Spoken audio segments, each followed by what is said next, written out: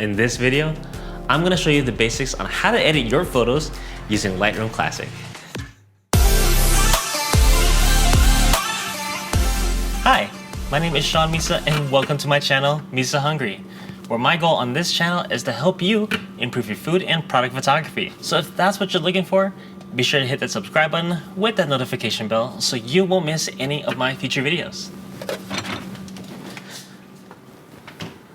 So you have Lightroom Classic, Lightroom CC, and then Lightroom Mobile. Yeah, there's differences between them. I mean, you have Lightroom Classic, which is like the full-on photo editing software that's just super powerful. The original, the OG, the biggin, yeah. And then you have Lightroom CC, which is the newer version, but that one is kind of a lighter version. It's not as feature-rich as the Lightroom Classic. I mean, it's still really good. You can get some good photos out of it. You get a lot of the tools that are still available. And of course, you have Lightroom Mobile. That one is, of course, available for phones and perfect for when you're on the go.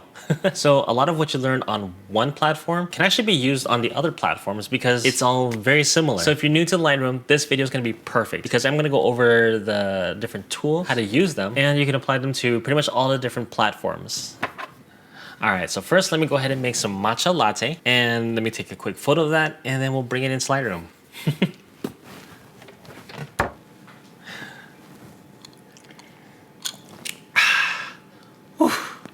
Who doesn't love a good matcha latte?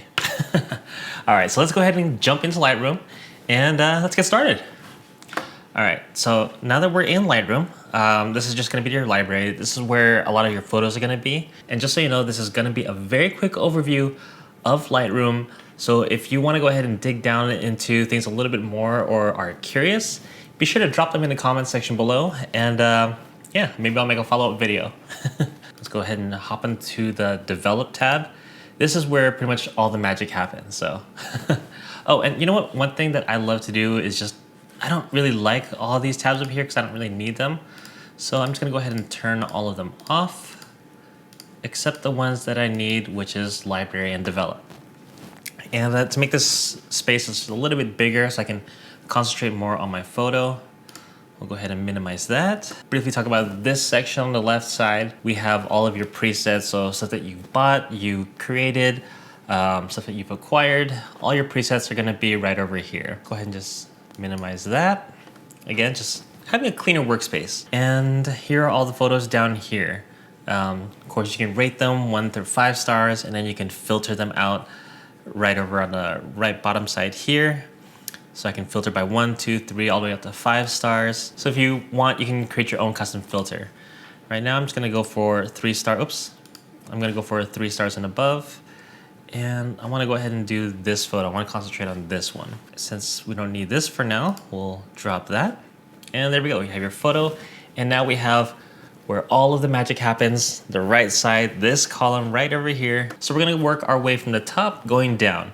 We have our histogram up here, so if it's gonna be blown out and overexposed or if it's gonna be too underexposed. And the nice thing is if you go hover above these little arrows here on the right side and on the left side, it's gonna show you what areas are gonna be overexposed and what areas are underexposed. So you can see what's clipped. And then if I hover over here, I actually don't have anything too underexposed and nothing's clipping down there. So if I just drop that down, for example, now you can see all the areas that are clipped. And also if you double tap on any of these sliders, it's gonna bring it right back to the default. Another quick thing is on the top left here, you have all of your information.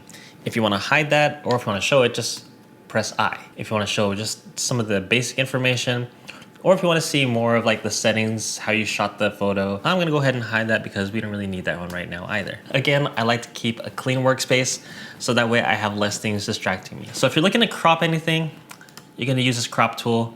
You have all your different aspect ratios. If you wanna do any kind of cloning to remove certain items, for example, like this little dot, we'll do that and then drag it over there. That's a perfect way to clean up your images if you have dirt, debris, stuff like that. So a clone is going to be an exact copy of an area that you're wanting to copy. Healing, it's going to blend the two. So it's going to blend what is on the spot that you're trying to remove and the area that you are copying it from. Here we have our graduated filter. So this is good if you want to adjust like a certain section of the photo. You have all these adjustments right over here. These two are actually going to be good for selections, like a specific part of the photo. So you have your radial filter. We'll delete that. And you have your brush selection. So if you want to just paint a certain area. And then if you want to go ahead and see what your mask is and what it's affecting, just go ahead and press the O button and you have this kind of red magenta color that shows you exactly what it is you're going to be affecting on here. Press O to hide that and then just drag it up and down and voila. We'll delete that. Don't need them for now. Perfect. Next, we have our basics tab. Over here, you're going to have all of your basic stuff to do your editing. You have your white balance selection here. This next section below here, it's gonna be the tone. So this is gonna affect a lot of the highlights, the shadows, the contrast. And one thing that I suggest to really get an idea of how each slider affects your photos is to really play around with it. Take the slider, drag it all the way to the right and drag it all the way to the left. See how it affects your photos and how you want it to look. So after this section, we have the presence section. What the texture slider does, it increases the contrast of the highlights and the shadows. So it really brings out a lot of the texture. Clarity, it's similar.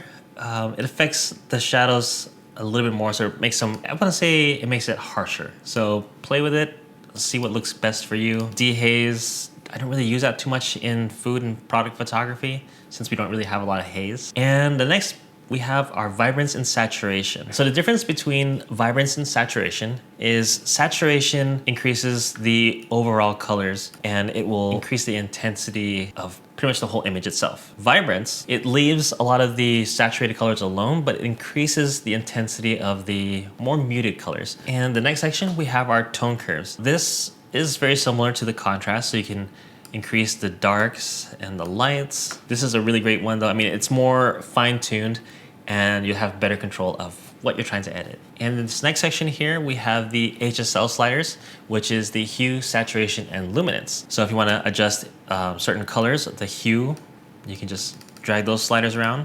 Saturation increases the saturation of those colors. And luminance brings out the brightness of each color. And if you don't know exactly what that color is, you can grab this little picker tool right over here and hover over, let's say this, and you can increase the saturation of that color or the luminance, for example. That's a pretty useful one because sometimes you don't know exactly what color that is, if it's really just orange or if it's orange and yellow or if there's a little bit of a red tint to it. Next, we have our color grading. As you can see, I actually had that minimized because I don't really use that one as much for my food and product photography. In the next section, we have our details. This one is gonna increase the sharpening of the image. So you can do sharpening of the whole image, or a nice thing is if you go over to the masking one and if you press Alt or Option, and then you drag it, you can see the edges that you want to adjust. So let's say, for example, I want to adjust just those areas, and then you can increase the amount of sharpening. Next, we have our noise reduction. I'm not going to use it too much on this photo because I took this photo at an ISO of 100, so I don't really have a lot of noise in the shadows. If you did take this one at a higher ISO, then the noise reduction is going to be great for that. It helps reduce, a lot of the digital noise or kind of that grainy look. And then the next section down here, we have our lens correction. This is good if your lens has a built-in lens correction profile. If it doesn't, then you can adjust it manually by the distortion and the vignetting. The next section is our transform. If you need to straighten things out or if you need to skew the photo a little bit because you took it at a funny angle, right over there. And lastly, we have our effects tab. If you want to go ahead and increase your vignetting to make the focus on the center a little bit more, or if you want to make it brighter and kind of have this light and airy vibe to it. And again, I would mess around with all these different sliders to see how you like it and how it affects your photo. So I'll just reset that. And then the grain, if you want to kind of have that filmic look to it, you can add grain in post. And that's it. I mean, the calibration I don't really deal with again, so I minimize that. If you want to reset everything, bam, resets it. Oh, and another thing, let's say for example, you do some edits. Oops, it's too bright. Let's say you have your photo edited here and you want to see what it looks like before and after. what you do is you press the backslash and you can see a before and after. Easy. One more thing back on the left side panel. If you go down here under the history, you can see exactly what edits you made and how it affected the photo on a little preview window up top here on the left. So let's say, for example, I want to go back to what I did over here. Click that, bam, done. And then when you're done, of course, editing your photo, you go back to your library, export, and voila. And here is my final photo of the matcha latte. Oh, you're done looking at the photo already? Okay, I hope you enjoyed this video and learned a thing or two. I would just really encourage you to play around with all the different settings. Play around with the sliders, bring them all the way to the left, to the right, bring them up, down, find out what works for you. The nice thing about it is it's non-destructive.